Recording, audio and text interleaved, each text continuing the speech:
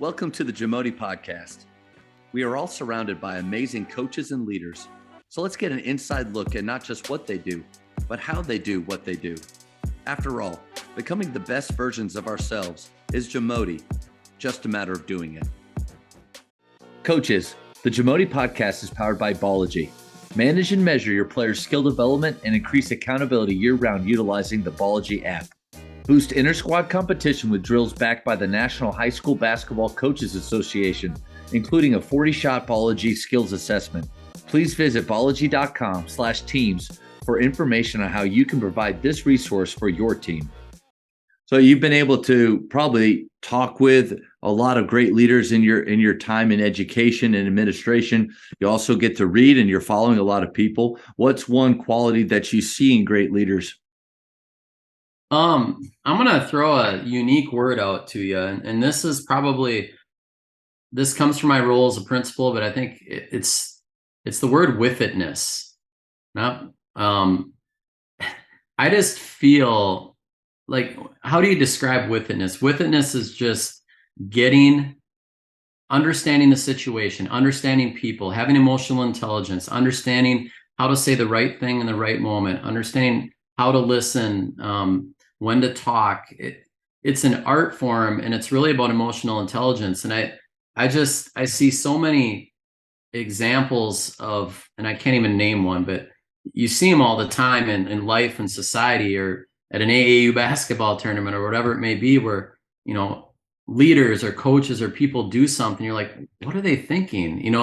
And I think that term withitness, when we're evaluating a teacher, I go into a classroom, or my assistant principal and I talk about this a lot, but you can tell when people are with it. I mean, they get it. You can walk into a practice, you can see if people get it. You can see how they interact with their kids. And how do you teach that? It's a deep thing, but I think a lot of it comes to emotional intelligence and just understanding how to communicate, relate, and interact with people, because coaching is really about relationships. It's really about creating a mindset and teaching kids the how. It is not about X's and O's as much as I would love it to be, because that's what I loved about coaching when I was younger, is that it's so little about that, to be honest. So withitness, and then, I think as leaders, we have to lead by example. I mean, you have got to be someone that models what you want from other people. We have to do that as parents. We have to do that as leaders, as coaches. And then, starting to lead out loud. And this is how we teach leadership to kids too, is, lead yourself first.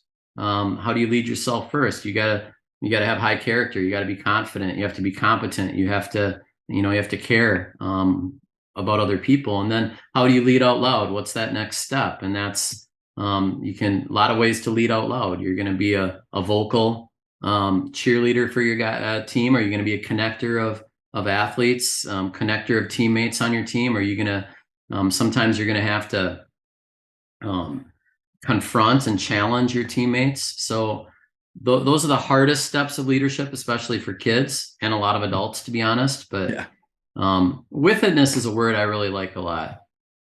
Coach, I love that. I wrote it down because you hear stick with itness quite a bit, but not just the with itness part. And I wrote down next to it self-awareness.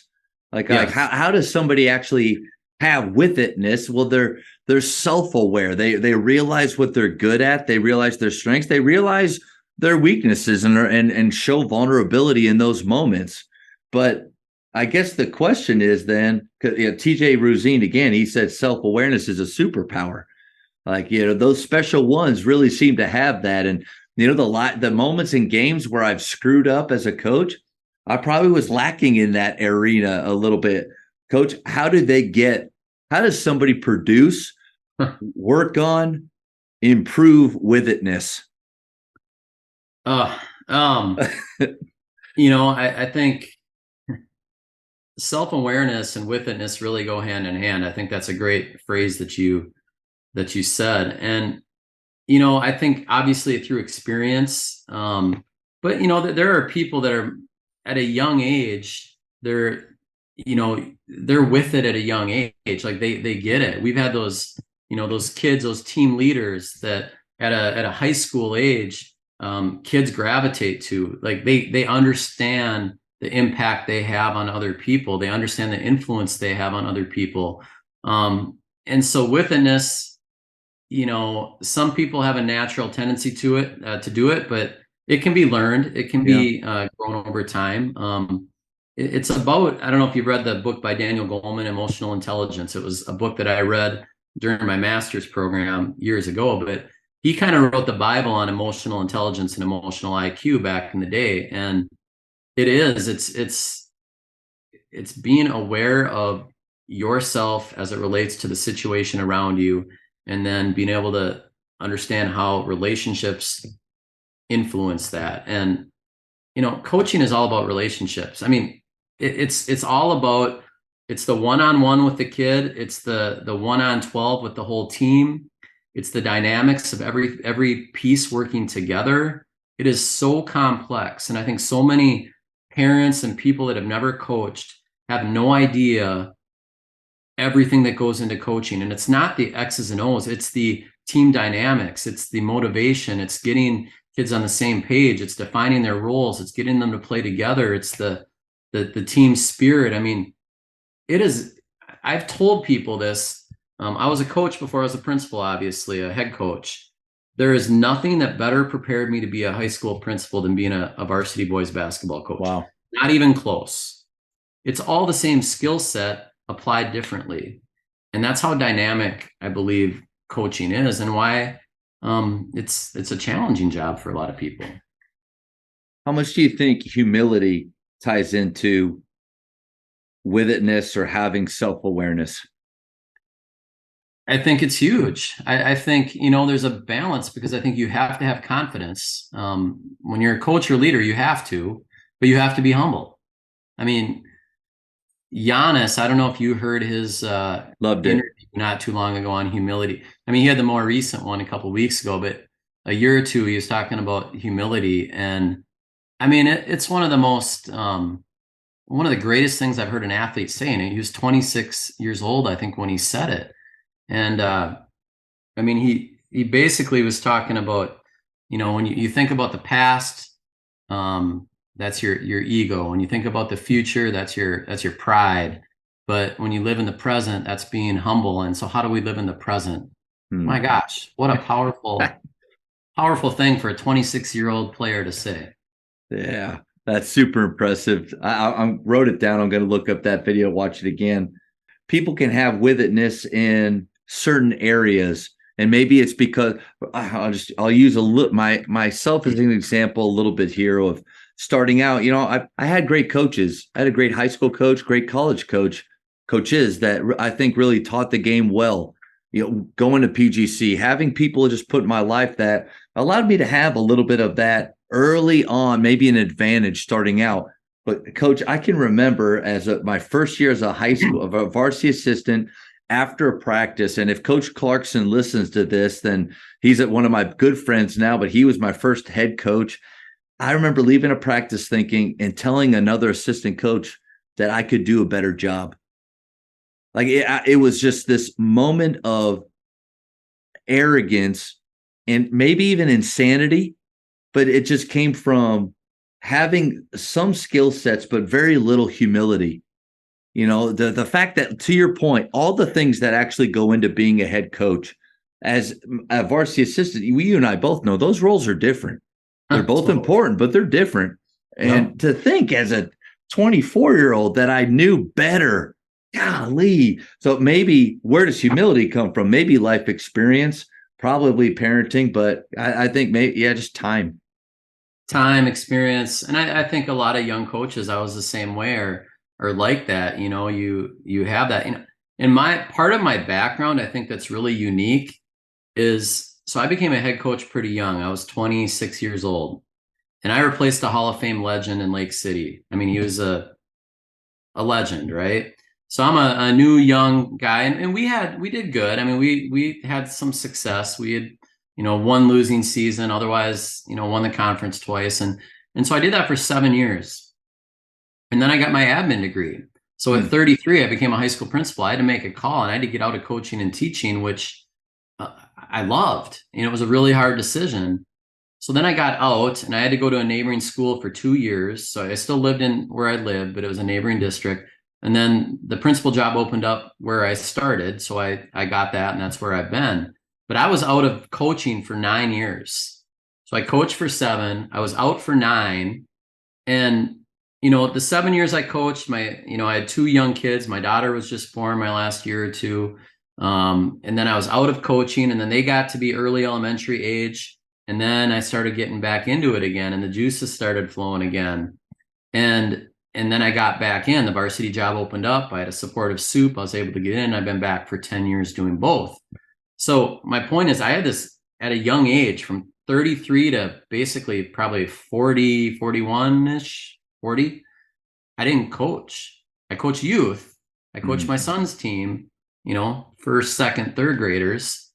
But I was also a school administrator. So I'm dealing with stuff from the outside. So it's such a unique perspective, because I had coached, I stepped away, I got to reflect at a very young age. I got to see other things. And then when I got back into it, I was a lot different coach. I am a lot different coach than I was then. And it's because I got away, maybe because my role, maybe because I had kids, maybe because I was a principal, whatever. Not a lot different, but philosophically, like how I teach the game, a lot different. How I interact with kids, much more relationship focused than I probably was the first 7 years. That is a pretty unique path right there. It is. And it all plays a part into, my writing and everything, because it's, most people's prime coaching years, I wasn't coaching.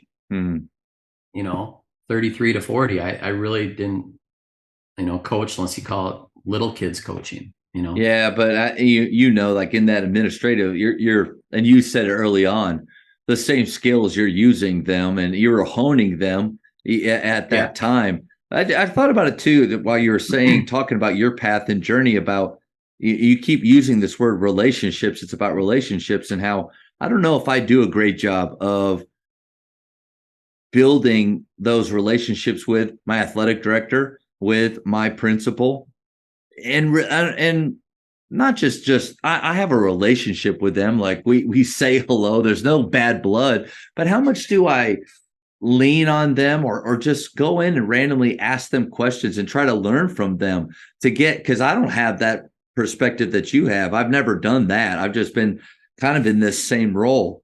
And man, maybe there's things that I don't know. Maybe I have some blind spots that, with their experience and what they see and what they know about our families, they could help with. I don't know. I think there's something there that I could probably do a little bit better.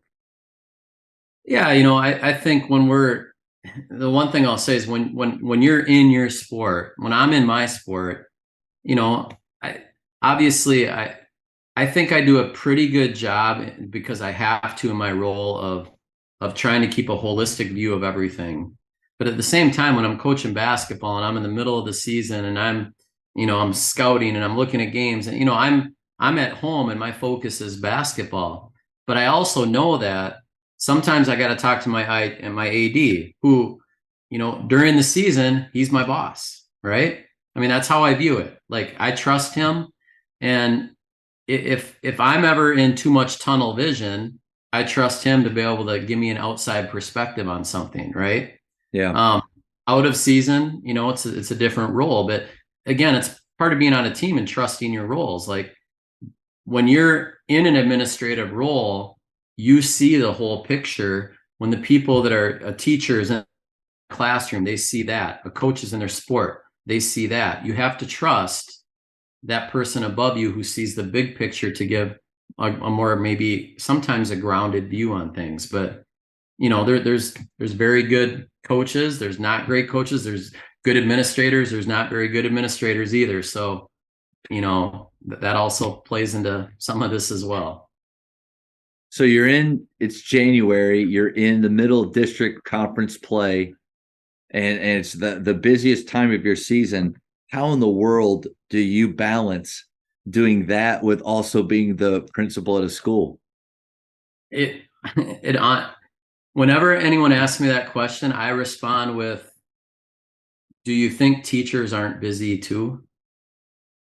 I mean, I really respond that way because teaching is an incredibly busy job. Yep. And in some regard, it's more busy because I really am conscious to not do much basketball stuff at all during school because of my role in my job. I mean, I'm not saying that doesn't happen. I certainly have to do things here and there, but I do all my practice planning at night before practice. And that doesn't take me very long anymore because I know what I'm going to do. I have plans from previous years. I'm organized. But I do very little. I try to be very purposeful, not to do much at school. But teachers are incredibly busy. Like they have 5 classes to teach. They've got to prep. They've got papers to grade. They're on a bell schedule. They can only go to the bathroom certain times of the day.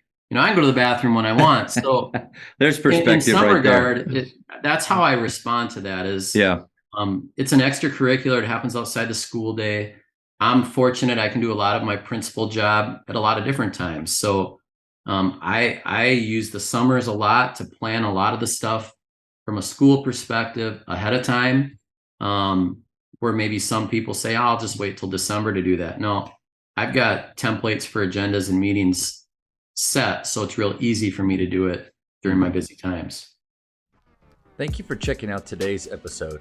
Please take a moment to subscribe to this podcast, share it with your fellow coaches, and find us on social media for what's coming up next on the JAMODI podcast. It's just a matter of doing it.